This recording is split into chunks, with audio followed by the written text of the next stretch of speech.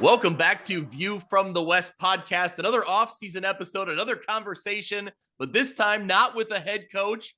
We've had plenty of media members join us over the past few seasons, but this conversation a little unique. It's a former media member, now turned IHSA official, my good friend Aaron Frey. We run into each other over the years on the sidelines, and when I saw you, officiating this past season, I thought, man, that's a cool story. I got to get you in. So welcome to View from the West. You're our first referee on the podcast. You hold a distinction.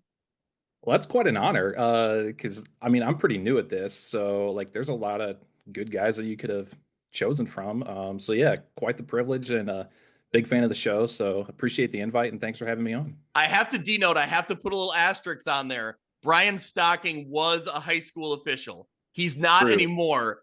So he's going to be mad if he hears this and I say that you're the first. But you're the first active IHSA official I brought in. I don't want to get Stocking all ruffled, all riled up in the offseason. So put the caveat on it. I'll still take it. All right, there we go.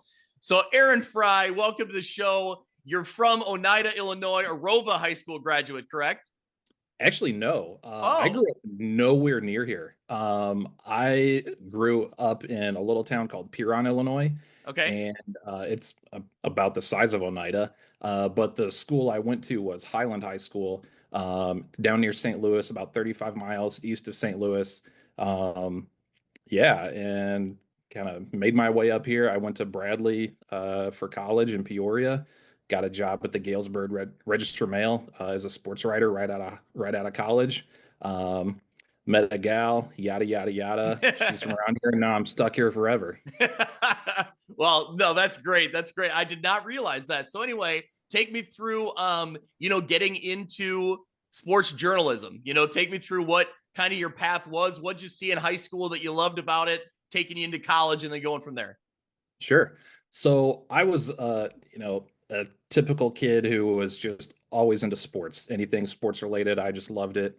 Anything with the ball, I was a big fan of. But I learned at a pretty young age, I was not going to be any sort of professional athlete. So I was kind of thinking about what are things that I could do that would keep me in sports, and writing was definitely one of them. Growing up in the St. Louis area, I was a huge Cardinals fan, still am.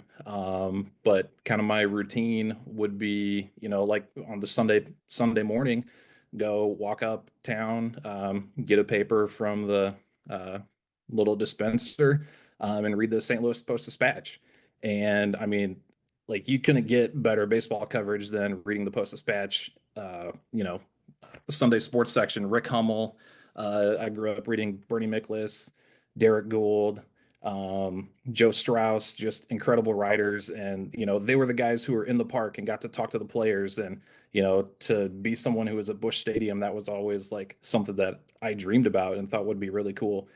So that's what really got me interested in writing. And then I took a journalism class my junior year of high school, and I still remember this to this day. One of our assignments was to write a sports story. So I think we just had to watch a game on TV or something and write about it. And so I wrote about a baseball game that was on and then turned it in a couple days later. And my teacher, Mrs. Martz, at Highland High School, I still remember this. She read it and she looked up at me and she goes, "Aaron, this is really good." And it just blew me away. And I think that's kind of when a light bulb went off, hey, maybe I could do this for real. So I just kept at it and got into Bradley, wrote for the school paper there. My last 2 years of college at Bradley, I also worked part-time at the Peoria Journal-Star sports section. And that was a great experience for someone who was trying to learn this business. Incredible people there. Still a lot of folks that I keep in touch with today.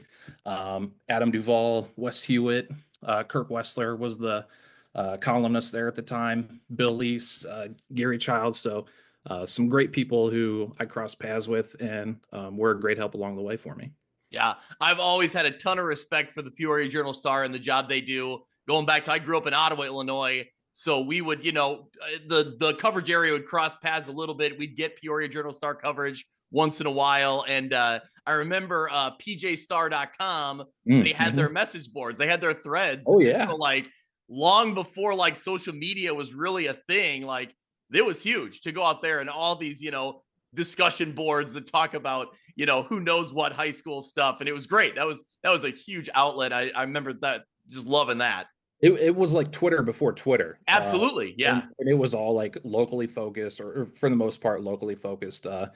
Really cool stuff. So yeah, working at the Journal Star, it was an amazing experience. Got to cover a lot of different events.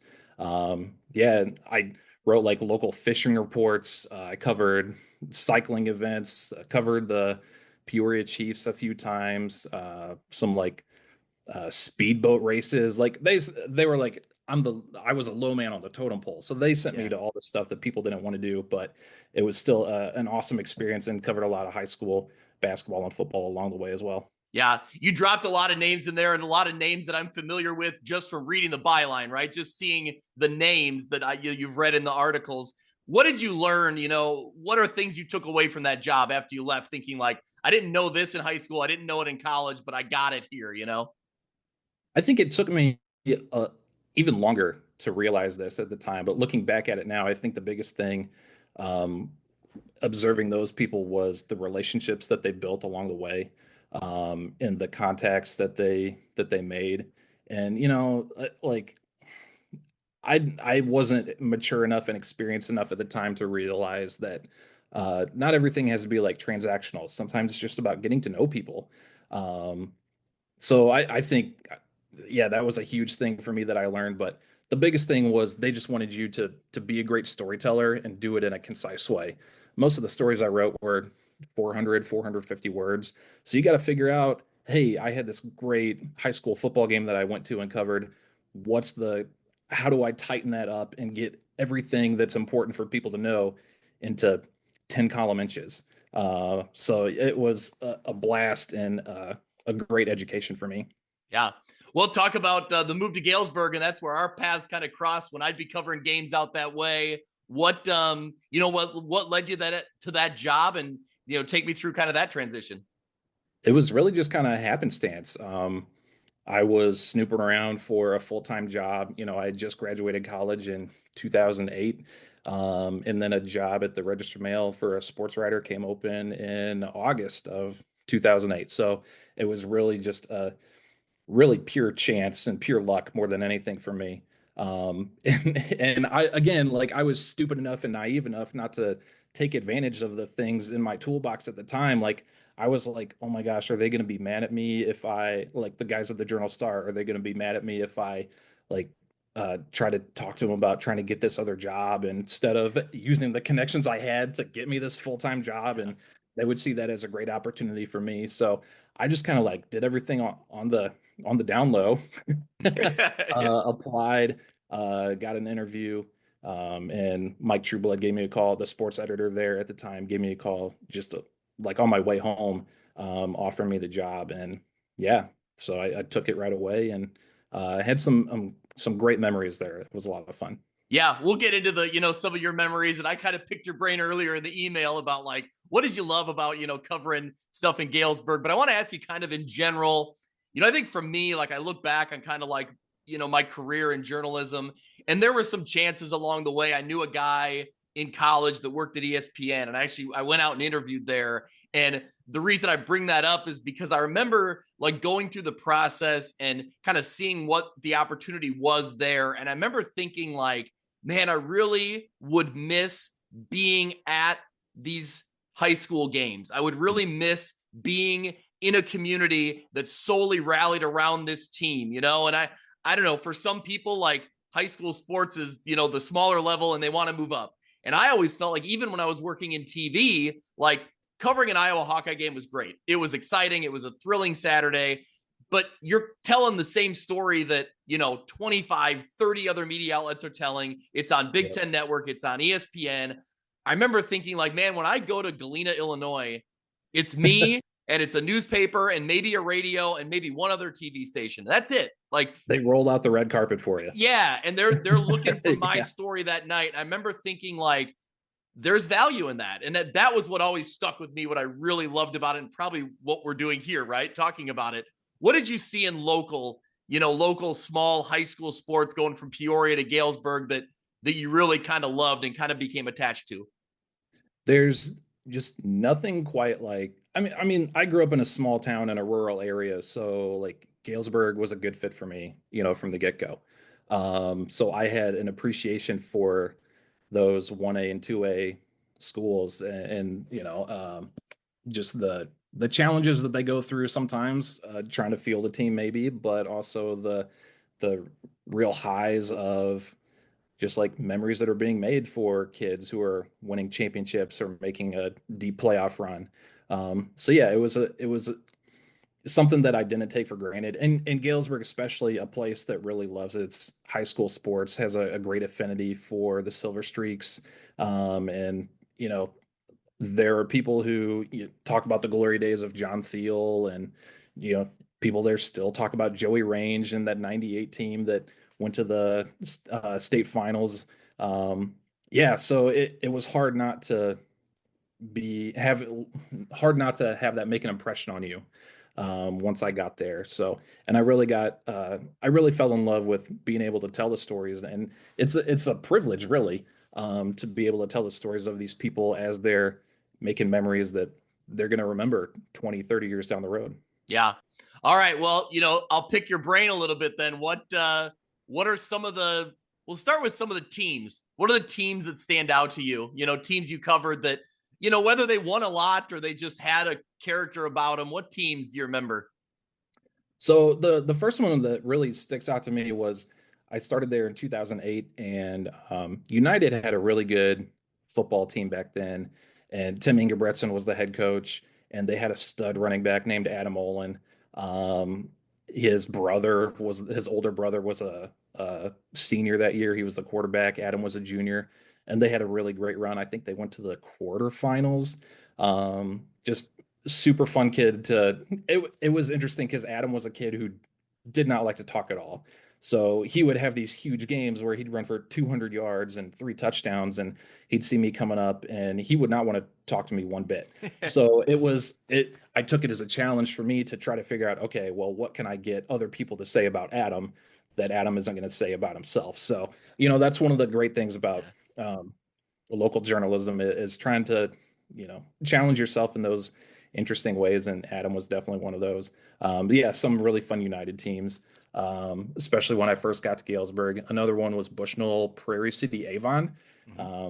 Yeah, so it was before the A-Town consolidation with Yep. Abingdon and Avon. Yeah, so it was a co-op between Bushnell Prairie City and Avon, and they made the quarterfinals. I think this was 2009. John McCormick was the coach. Trey Yoakum was the running back. Um, Nathaniel Marshall was a big kid on the offensive line for them. And, they had a really special run in the postseason. They played Moments at home in the second round. I still remember that game. And there was a huge upset for them. They were really excited about it. Yeah, but those small school games, there's just something about them. Yep. Like you've gone to plenty, you guys talk about them on here, and you go to a high school football game in October, and there's a nice chill in the air, and everybody from town is there cheering everybody on. There's just nothing like it. So those are some of the ones that made a really quick impression on me. You wrote in your notes here a player at Rova that stood out to you. I have to ask about your memories of Grant Goldstrand, the player, now turned Grant Goldstrand, the coach at Rova Williamsfield. I gotta hear these stories. So Grant Goldstrand, I think he was I want to say he graduated 2010. So Grant was there. Yeah, he would have been on the team, yeah, right away when I first got to town in '08. And this was, gosh, I think they were still the Alwood Rova co-op. Okay. Yep. That first year. Grant was an interesting kid because he always seemed very eager to talk when I showed up to practice. And there were a couple other Rova kids who were like that, but Grant especially. And it's kind of funny. I think he's a little bit different now. He's very, I guess, stoic. He doesn't like to give away the game too much. He tries to play it cool all the time. But in high school, he seemed to have like he seemed to really want to talk to me quite a bit. So yeah, he got a few interviews, and he was a pretty good player back in the day. And it's funny now he's not just RW coach, Grant Goldstrand. He's my neighbor, Grant Goldstrand, literally lives 2 houses down from me. Oh, that's amazing. Oh, that's good to know. That's good info. That's good insight here. I'll have you as eyes and ears at all times then in the football season. So when I need info from Rova Williamsfield. So I'll see what I can do. And my wife teaches at Rova now too. So I've there you got go. even more inside info there for you. Yeah. That's good stuff to hear. Yeah, he's a great guy. He's been a great coach, great resource for us, reaching out and texting back and forth. So really appreciate him and the job he does at Rova Williamsfield. Two other head coaches that stand out to me. You listed from Knoxville, Toby Vallis, who's now doing a fantastic job at Farmington, and Ryan Hebard, who just stepped down after a great run at Knoxville. Those two, have kind of like, kept this Knoxville program up at that high level. And it's been impressive to watch. It's impressive to see both their careers kind of play out the way they did. And, you were covering both of them. Yeah. And so I was at the Register Mail I worked there full time. I started in 08 and left in like early 2012. And I think Toby was at Knoxville most of that time, if not that entire period. But it's kind of wild now to see these high flying Farmington teams and their offenses compared to what he was doing at Knoxville, where, it's wishbone or, we're just going to run it down your throats like they still do today. Yeah, it's so weird to see those types of teams, but Toby was a guy who was always super nice to me when I would come around. His teams they had some really good teams. I went to a playoff game at Milford, which is like way, way over by the Indiana border. Yeah. It was like going back in time. It was something else. But Knoxville won that game, and some great games talking to Toby, and still a guy who, if I see him today, he's super quick to say hi and have a quick chat with me. Really good dude. And then Ryan Hebard, a guy who, after I left the Register Mail working full time, and I have my job working at Carl Sandburg College now. I saw that rocking the sweatshirt there. Gotta get the word out about the Chargers. So Hebard, I still did some part-time work on the side for the Register Mail, mostly covering games on like a Friday or Saturday if they needed some help. And they kept me close most of the time. So I covered a lot of Knoxville games when they were playing at home. Ryan's teams were always great, and he was a great guy to talk to afterwards. Some really fun, memorable games of theirs that I covered. And some great people who I had the pleasure to meet along the way. Yeah, absolutely. That program's always been good to us on the podcast as well. Hoping to have Toby Vallis on for our next episode, maybe in a couple weeks here. We're going to line up a night to get him on the podcast too and talk about the job he's done at Farmington and kind of, over the course of his career, what he's built in several different locations. So, yeah. Well, let's talk about Galesburg. You were at the Galesburg Register Mail. Talk about Galesburg. You saw some, pretty good year, I think, depending on how the time frame matches up. Were you there in some of their playoff runs or just missed them? I think when I was working there full time, I just missed them. Yeah. I might have been I was actually doing a little bit of radio work. I think one of the years they made the playoffs. Okay. That's a whole different story. But most of the time when I covered Galesburg like full time for a couple seasons, one of them was the first year that Tim Doherty was the coach there. And they won their first game, like blew out some public school team from Chicago, and then went 0-8 the rest of the way. But they had a kid on that team named Jonathan Mixon, who was an absolute stud at running back. And then so you could kind of see like the seeds starting to be in place for Galesburg, making some progress the next season. And then I think they did. It was either the next year or the year after they made a pretty good leap. And Jonathan Mixon was an absolute stud for that team. Super great kid. Had an unfortunate, I think he broke his foot or broke his ankle. They really kind of took the wind out of their sails, or else they would have had a team that I think could have won a playoff game. But yeah, it was talking to Tim and watching him, really get that program moving in the right direction was a pretty cool thing to see. Yeah, that I always like when Galesburg's good. I just feel like the Western Big Six is more exciting, and I don't know what it is. If it's just because it's getting out of the Metro Quad Cities and getting a team, a different look from a different team. But man, when for football or basketball, when they're good, when they're hyped up, when there's anticipation, man, there's no better place than being in Thiel Gym on a Friday night for a basketball game. I mean, a couple of those years when they were going up against Rocky, when I was, around and they were really good and Rocky was good, or whoever it was, Moline, you name it, man, that gym was rocking. That gym was packed. And looking on the football side, when you move into that new stadium, and there's been a couple different times, one of my favorite games ever was an overtime win. Galesburg won against Quincy in overtime in the new stadium.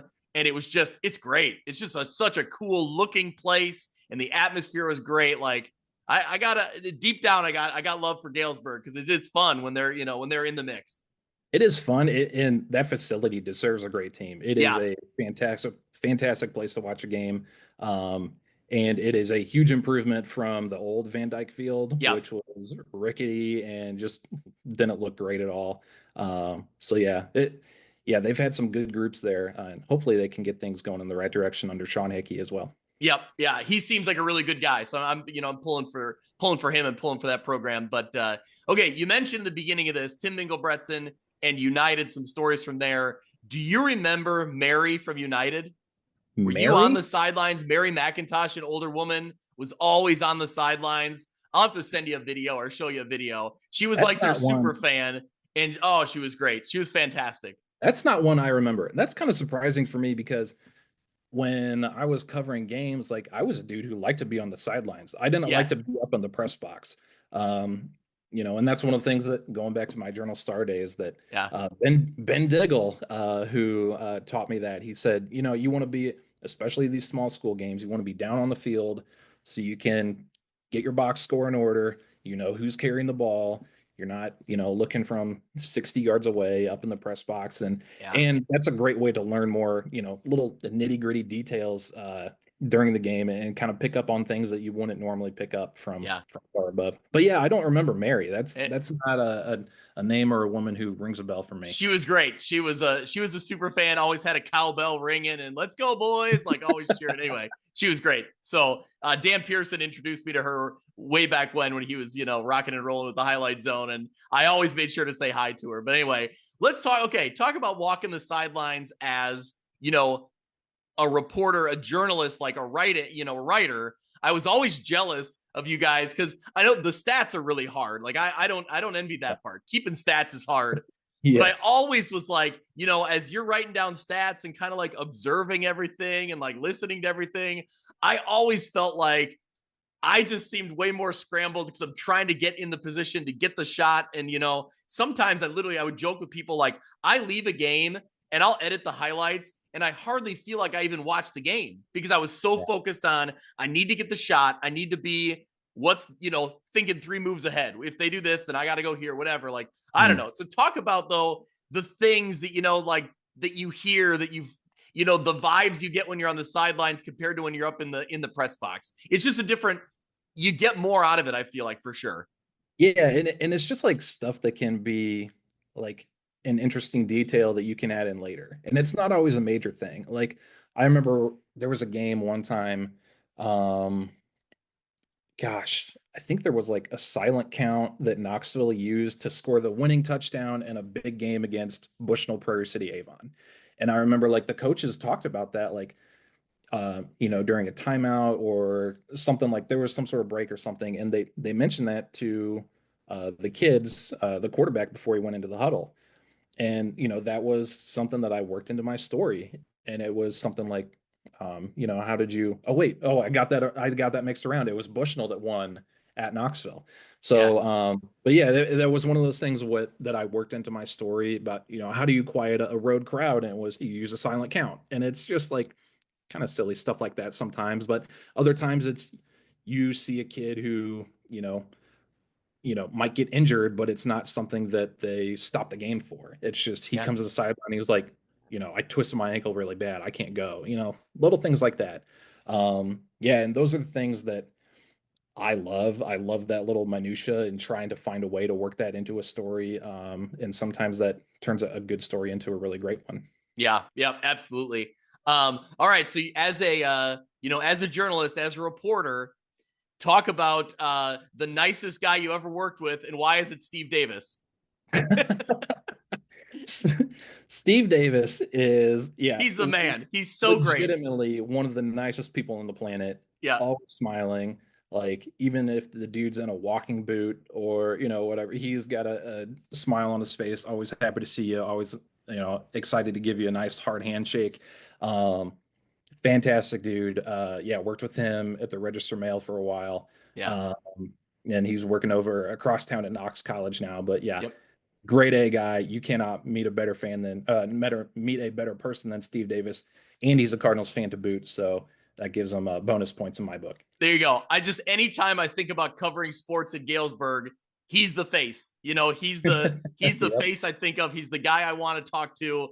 And like you said, like, I'm smiling just thinking about, running into Steve, because he's such a great guy. So anyway, I had to bring him up because I just, I want to get him on the pod sometime and talk about sports photography, because on top of being a great guy, he's a fantastic photographer. And like you said, kind of has the feel, for a game, and kind of knows how to be, where to be, how to get the shot. And I think, it's I work at Sandburg with another former Register Mail colleague of mine, Bill Gaither, and he's awesome as well. There's a lot of great photographers in the Galesburg area, but Steve and Bill especially, and they have a real good knack for kind of like what I was talking about. It's the small details and small things that sometimes turn a good story into a great one.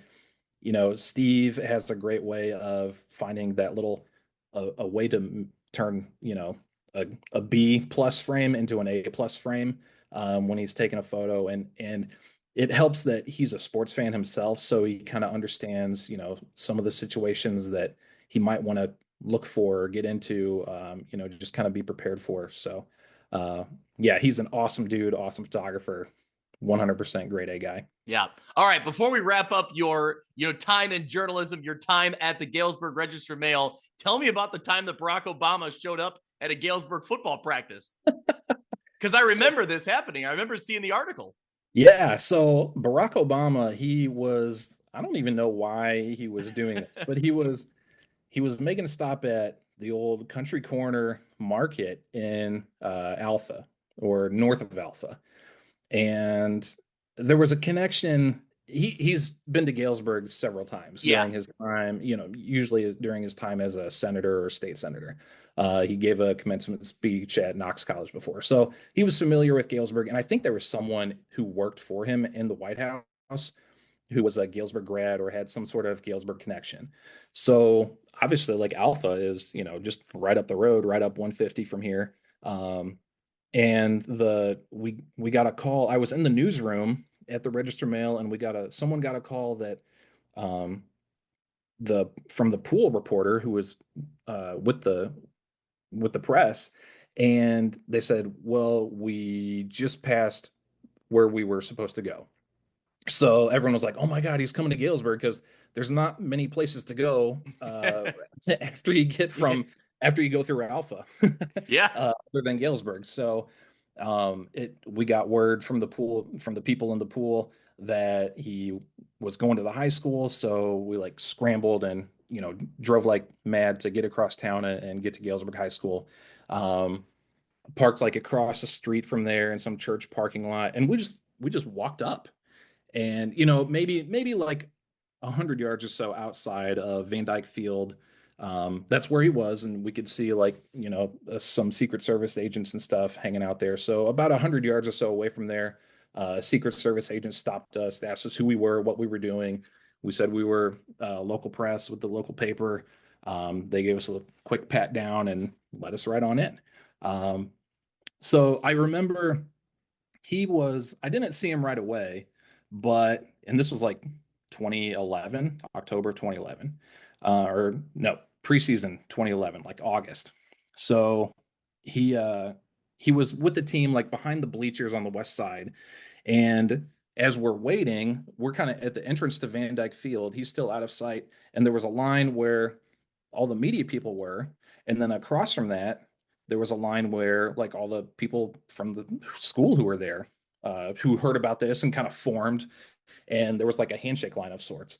So I went on the media side, And then I remember looking across the way, and my editor, Mike Trueblood, he's standing, on the side with all the people from town, from the community. And I was like, well, so I don't know, should I go over there or not? It's the president of the United States. But I was like, no, I'm media. I'm here to do a serious job. So I stayed on the media side, and then Obama strolled up. He got done giving some interviews. He had just talked to the team, um, watched practice for a while, and then he, yeah, went through the handshake line. So I was, 15 feet away from the sitting president of the United States, and it was just kind of a surreal experience. Yeah, and then afterward, I'm watching my boss like get shake hands with the president of the United States. He was like the third person in line, and it was just kind of a wild experience to recount later. Um, the hard part of that for me was the Western Big Six coaches banquet was that same night. Oh, yeah. So this was like late afternoon, and I'm like, all right, well, I got to get up to the Quad Cities, for this banquet, because I was going to do a story from the banquet. Yeah. So I wrote my story about Obama showing up at Galesburg High School football practice. I probably wrote it in like 20 minutes, and scrambled to get up to the Quad Cities, went to the banquet, talked to Tim Doherty about it later, because he was the coach at the time, and he was like, yeah, that was pretty freaking wild. And yeah, it ended up winning me a state award for the story I put together based on that day. So it's pretty cool. The story you put together in 20 minutes wins the award, huh? Yeah, it was kind of wild. Sometimes the best stories are the ones that you don't have time to think about. Yeah, absolutely. Yeah, that's the truth. So take me through the transition here. You move away from the newspaper business, the journalism side of things, and is it a common marketing role at Sandberg? Yeah, so I work in public relations at Sandberg, so Okay. I do all of our PR and media relations stuff. I do all of our sports information. So like I still, even after I left in 2012, I still had an active role, working in sports, even on top of the kind of moonlighting I was doing for the Register Mail. So yeah, I had been stringing some stories for the paper still, and then they kind of cut their stringer budget. This would have been like 2021 or 2022. Yeah. So, it was not that I was making a lot of money, but it's nice to have a few extra bucks in your pocket. And then inflation started going up. So this was like the height of inflation. And I was like, man, I gotta get some more money, because we have two kids who are in grade school. And Greg, I'm not sure if you're aware of this, but kids are expensive. Yeah, I know, because I got four of them, and yeah, so we're yeah. Yeah, so the cost of everything's going up, and I was like, well, what can I do that would be interesting? So officiating was always something that, I was kind of intrigued by, and being someone who was, at all these games for all these years, it was something that, um, I kept an eye on, and kind of you would pick up on things here and there. And I got to know some of the officials who worked a lot of games that I covered. So yeah, I was like, well, that seems like it would be cool, and I love sports. I love being involved, so it seemed like something I would be able to do. So that's kind of what led me into it. Um, yeah, and I just kind of took the leap and jumped right in, and here we are today. Yeah. Well, I guess I'll hit a pause right there for anyone who wants to become an IHSA official in football or any sport. I kind of just want to get it out there almost as a public service announcement. How do you do it? If people listen to this, there's a shortage. They need officials. That's a big reason why I wanted to have you come on, is to tell people, explain to people the process. How do you get into it?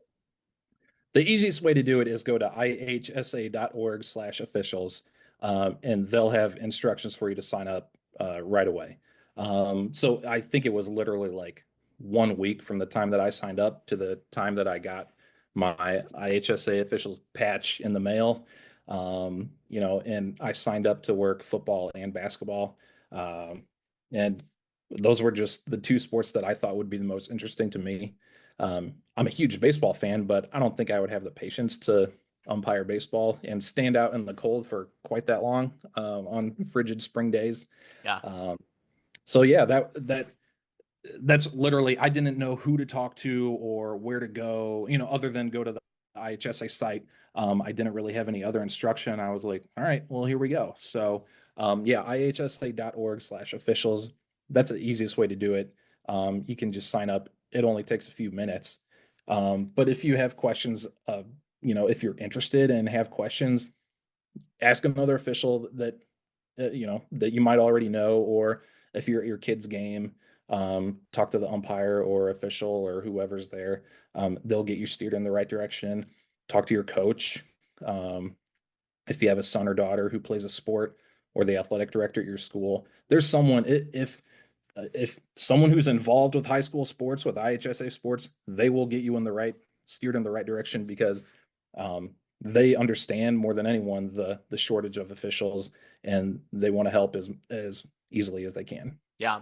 I mean, I applaud you, because I think it's really cool. And, I mean, you mentioned, just wanting some side money, but I think, on the other side of things, there's a big need for it. And we see it a lot, and we hear it a lot from athletic directors, from coaches. You certainly see it in the schedules, in football schedules now. There's games on Thursdays, there's games on Saturdays, because they can't get officials everywhere. So I applaud you for stepping up and for, taking that leap. And I guess let's get into kind of what what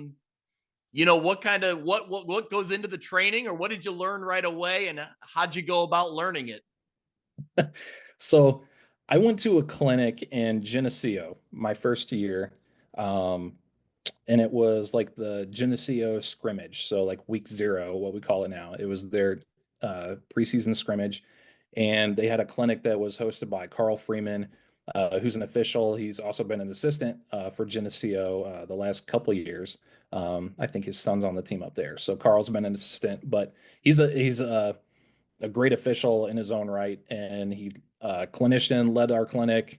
We got to go on the field, and it was a great opportunity for us because it's a preseason scrimmage, so the coaches don't care about the officials. They're focused on their team. They're not going to yell at us about anything. And I quickly learned that the game is a lot faster once you put your feet between the white lines. Yeah. It moves really, really quick. But it was a great experience to get out there and kind of get my feet wet and dive right in. Yeah, it humbled you in a hurry, and it gives you a really good appreciation really fast of the job that these guys do week in and week out. Yeah. What I really, think is interesting, what I really wanted to ask you was, you've walked the sideline as a journalist. Now you're, a couple steps ahead on the sideline, on the field. What's the difference, in perspective? What's the difference in the way you see the game, the way you're watching the game? I mean, you're in the same location, essentially, a few feet away, but it's much different.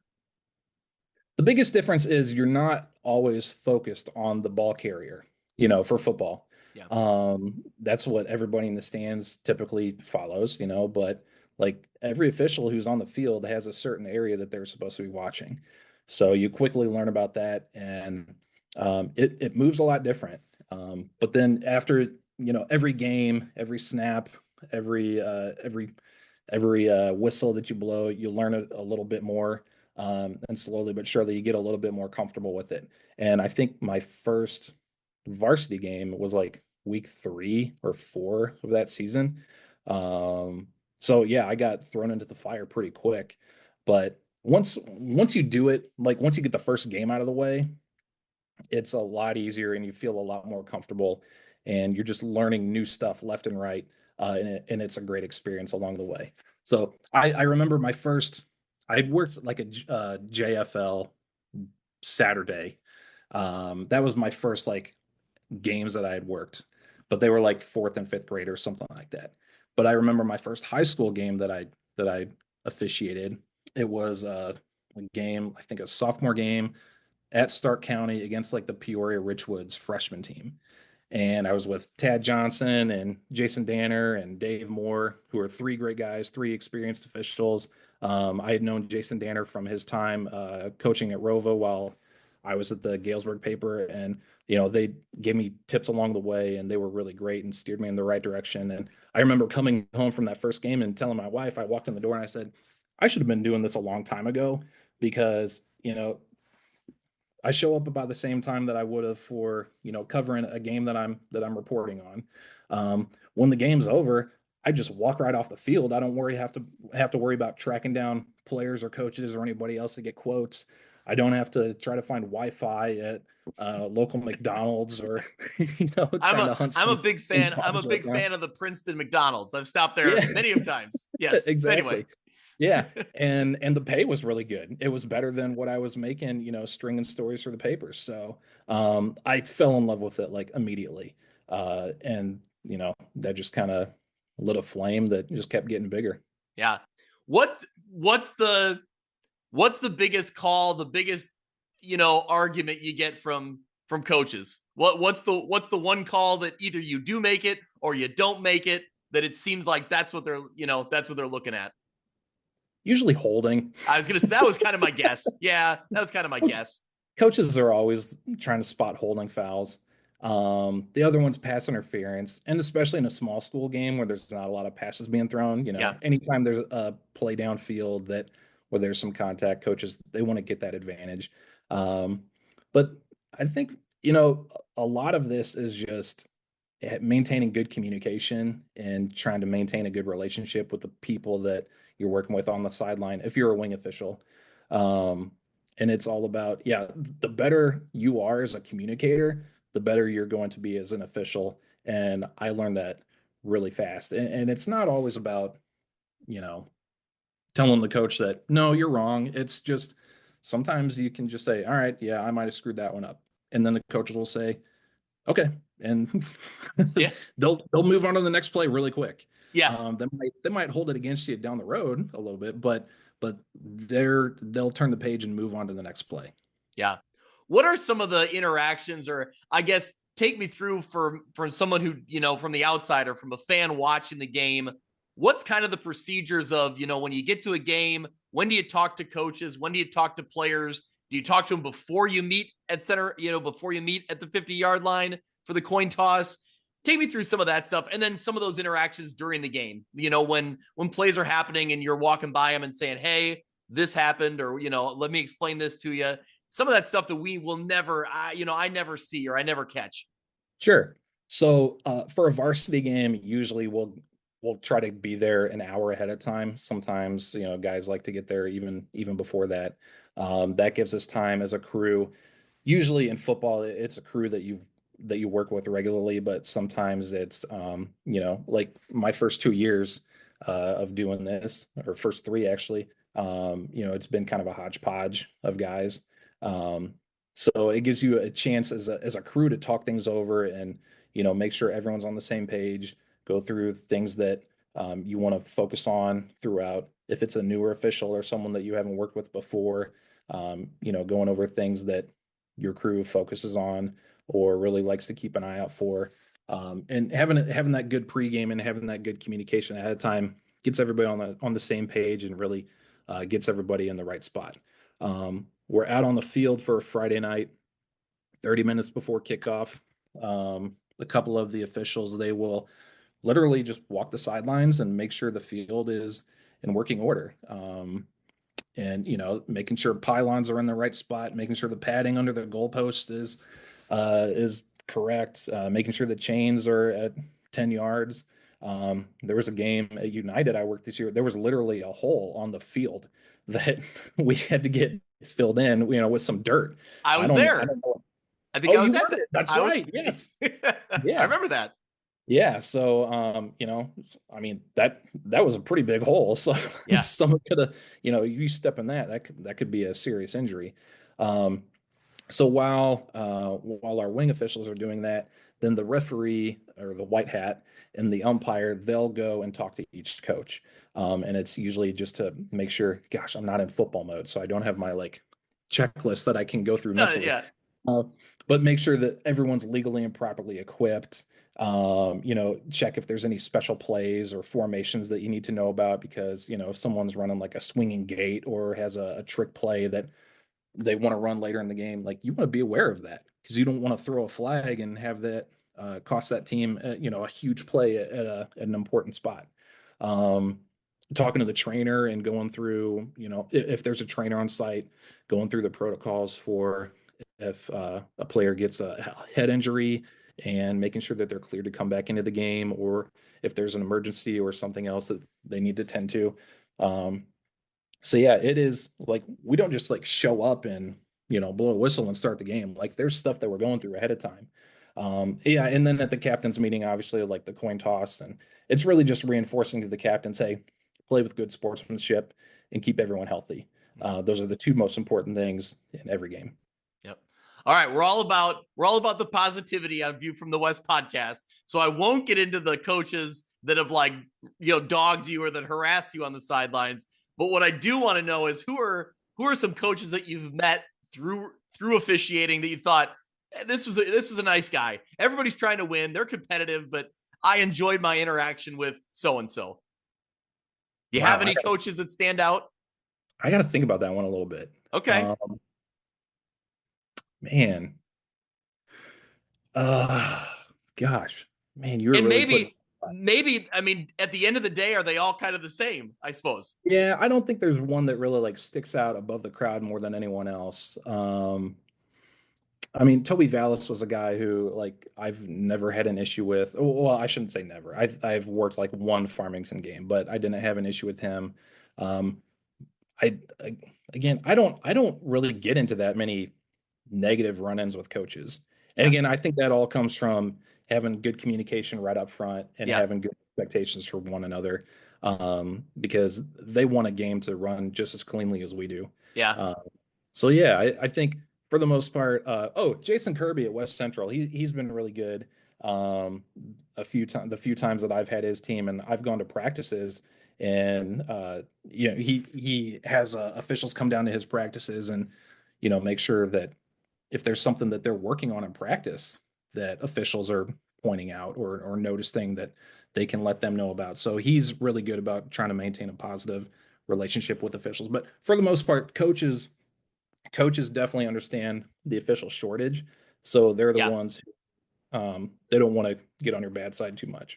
Yeah. Hey, I wasn't thinking that there were I didn't want to go down that road of like who's been really bad to you. I just feel like you hear those fun interactions once in a while where a coach is trying to make his point to the official, but sometimes it turns more into like tongue in cheek, or they're kind of joking around with you, and they So I was just wondering who you've had kind of fun interactions with, but I suppose at some point when you're in the middle of a game, like every coach is kind of the same, right? I mean, it kind of just it's the same discussions. They want holding, they don't want holding, they want pass interference, they don't want pass interference. So I suppose it kind of all runs together.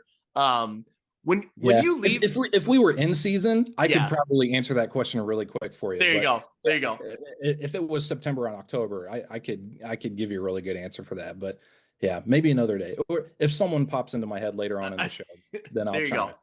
So like as an official, do you leave a game thinking like a fan would say leaving game like that was a great game, or like I can't believe that finish, or are you just like so trained to be like I'm making the call and I walk off the field and I did my job? I don't know, like what's the mindset compared to like when you were a journalist or a fan? I mean, we're humans too. We're allowed to be amazed. Yeah. If there's an awesome play that happens, then yeah, we'll get to a break in the game or talk on our radios to one another and can you believe that? Or get back in the locker room and holy cow, what just happened there? So yeah, I mean, you're obviously being objective and you got to play it straight the whole way, but yeah, it's if something happens that raises an eyebrow for us, yeah, we'll definitely take notice. So yeah. So we talked about, what you learned at the Peoria Journal-Star from those veteran journalists. What are some things you learned from the veteran referees that, now 2-3 years in that you thought, man, I didn't know that and I wouldn't have gotten that from a training, but being out on a Friday night, this is something that I learned from so-and-so. There's not really one thing that sticks out. Well, other than I guess you could say like there is such a thing as a legal block in the back. Okay. That's something that a lot of fans may not know. But yeah, if you can block somebody in the back, if it's within what we call the free blocking zone, which is we're getting like super nitty gritty here, but Yep. it has to be like right away at the snap against a guy who's also on the line of scrimmage and or yeah at the line. There's a lot of factors that go into it, but yeah, legal blocking in the back is a thing. But I would say like I always my first year especially I kept a spreadsheet of every game that I went to, and I still do for tax purposes, also. There you go. But I kept a spreadsheet just to keep track of what game I worked, who I worked with, where it was, just kind of, and then I just had like a quick one line note that would jog my memory about something. Mhm. And almost every single game, there was something that I learned. Just something that you hadn't seen before necessarily, as an inexperienced official or new official. It's something that you hadn't a play that you hadn't come across before, or a call that you hadn't come across before. Um, and it's still like that for me. So my biggest thing for new officials is like go into every game focusing on one thing that you want to do better and leave every game with at least one new thing that you learned. And that'll get you in the right direction 100%, I think. Have you gotten used to the thought that if nobody says anything to you and you leave the field, that means you did a great job? Like compliments, Yes. or do you get some compliments? We do get compliments. It's not out of the ordinary. Okay, good. That's good. That's a good thing to hear. But I the haven't old, had I haven't had anyone scream at me that I'm a that's bum, great. as I'm walking back to the locker room. Yeah. During the game, maybe someone's yelling at, but after the game, yeah, I haven't gotten ridiculed by anyone. So yeah, it is nice to know that when we walk off the field and yeah, if someone says, "Hey, nice job," or "You guys, great work," we definitely don't mind hearing that. Yeah. It's high praise. Yeah. The old joke was that, you're not going to, the best compliment you can get is no compliment at all as an official. If nobody knows you're there, notices anything, then that means you did a great job. But hopefully on the flip side, people are actually, stepping up and complimenting you. I think that's great. But so I'm going to shift to basketball real quick Yeah. because you mentioned that. So I worked a game at Mercer County, a boys game at Mercer County earlier this year, and I followed up with Tim Sedam after that game a few days later, and he said, "Hey, I thought you guys did a great job, and the best praise I can give an official is I didn't even notice you guys out there." So it's great to hear that from fans and coaches especially. Yeah. How does, kind of looking at, getting praise for a great job, is there like an evaluation process? Do you get like evaluated and do you see feedback from coaches or how does that work? So for varsity games, coaches are supposed to, and the IHSA is doing a better job of this. For varsity games, coaches are supposed to submit an evaluation or a rating, I guess is the technical term, a rating on every official who works. So it's not just, the crew as a whole, it's each individual official. And gosh, I can't remember off the top of my head all the things that there are, but it's like rule knowledge and appearance and there are a few other criteria, like 5 or 6 things, I think. And then there's a score of 1 to 5 that they're supposed to give for everyone. And then you get an average rating for all of those, and that's your rating for that game. So then as officials, we can go log into the official center on the IHSA website, and it'll show our average rating for that season, our percentile rating, so how we stack up against other officials in the state. So it's good to get that feedback, especially for me, a guy who's still climbing the ladder and trying to get more experience to kind of see.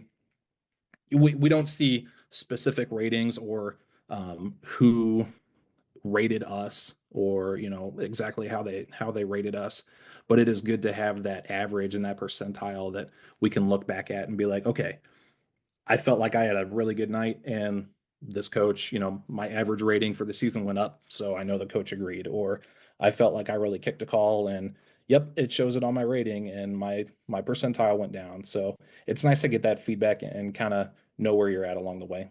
Yeah. Interesting. That's great stuff. So So basketball season, you did a full slate of basketball, so that's wrapped up now. No spring, no spring, no summer. No spring. I enjoy having a semblance of an off season. Yeah, Um, it's nice. Our kids, they both have their baseball and softball teams that yeah, they play for. So, practice gets rolling in April and May, and games start around Memorial Day. So, yeah, I don't. It's nice to be able to leave work at 5 and come home and just be a dad. And I have plenty of nights that I'm away from them throughout yep. football and basketball season. So I think my wife might kill me if I was away from home, 3 or 4 nights out of the week, every week throughout the year. But I still get some work in. There's a lot of June stuff for basketball, camps, clinics, shootouts that schools have. So you can still get some work in that way. And then as officials, we're also supposed to attend a clinic. I believe it's at least every other year. But Yep. there are a lot of officials, myself included, who like to go to a clinic or multiple clinics every year just to keep learning and keep growing. Network relationship building is huge. Um, yeah, so there's always an opportunity to get better even in the off season. Yeah, that's great. Okay, so complete side note, complete random note. Do you coach your son's baseball team? I did his first few years of playing. Okay. He's 12 now, Yeah. and after about 10 years old, I was like, he's not listening to me anymore. He's someone else's problem. Yep. So he is someone else's problem Uh, at the moment. well, you'll love this. So I coached my son up until about 12, 13. Once he was 13, I kind of bowed out. Well, now he's going to be in high school next year, and now I'm starting all over again, and I'm coaching my 5-year-old. So I don't know. Say a little prayer for me because it's been a long time since I've been around a dugout full of 5-year-olds. So here we go. So our daughter, her first year of playing t-ball, she was playing first base, and there was a little roller right up along the first base line, and she grabbed the ball and then tagged the runner. Yeah. And I wasn't coaching her team, but I was within earshot of her, and I said, hey, sweetie, just next time, don't worry about tagging them. Just go and step on the base, so the ball doesn't pop out or anything. Yeah. And she looks at me dead faced. She goes, I know how to play softball. So that was all the hint I needed to know that I was never going to coach her softball team. Oh, that's good stuff. Come on, Dad. Don't just let her play. There you Oh, go. no. Well, enjoy the summer activities.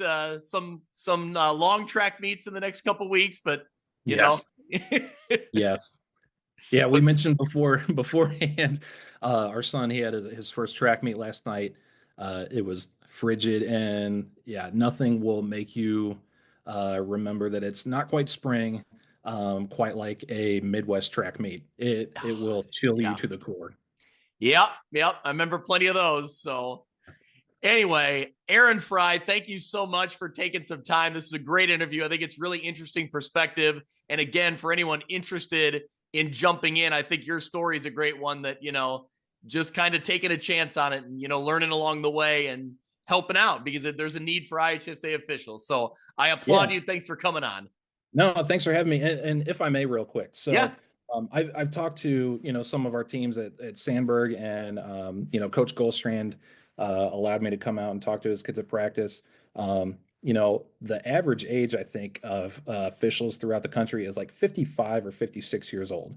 And there's a new crop of 16, 17, and 18-year-old kids who come in every year. So um, I'm 38 and I'm considered young uh, by official standards. So there's a huge need for not just officials, but especially younger officials to make their place in the game, whether that's football, basketball, whatever sport you love, or sports that you want to get involved with. Um, my pitch to kids is, well, one, the money is fantastic. If you're looking for a side hustle or even want to work, as much as you can and do it full time, like there's really good money involved in officiating. So that would be number one. And as a high schooler, it's probably you can start at 15 years old working as an IHSA official, and it's going to be a lot more fun. You'll meet a lot more great people. than you would at like your local coffee shop or flipping burgers or whatever other job you want to do. It's fantastic. So the other thing is, for football kids especially, I tell them, for a lot of them, for seniors, this is going to be the last chance that they have to play, on a football field, play under Friday night lights. Um, if you want to keep that connection, that magic of those football Fridays, within you, then being an official is the next best way to do it. It's a great way to learn more about the game. It's a great way to grow, great way to meet new people. And it's a great way to give back to the sport that you love. So I really encourage everyone, especially young people out there, to think about it. And if you are thinking about it, go ahead and take that leap, or talk to a coach or your athletic director and help them help you figure out how to get started on your officiating journey. Excellent. Yep. That's an excellent message. Totally agree. And I'm glad, hopefully, like I said, we can serve as a little public service announcement here to, hear some people hearing this that think like, I could do that. I could try that. And, maybe they want to make some money too. And that's great. So, and I promise you they can. Like, if you're scared and think you can't, I promise you can. Like, once you get that first game under your belt, you will feel 10 times better. Yeah. Excellent. Well, thank you so much, Aaron Frey, for joining us. This has been great. It's been a really good conversation. Maybe we'll catch up to you maybe closer to football season too, and kind of pick your brain, see where you've been and what you've been out there, what games you've been at. Yeah, sounds good, Greg. Love the show, and thanks again for having me on. Awesome. Thanks a lot. Thanks to everyone who listens. We'll be back maybe every couple weeks here for the next month or so, and then not too far future, we'll be jumping into conference previews and kind of getting into season preview mode. So it's getting into exciting stuff. Thank you so much for listening this week. We'll see you again soon.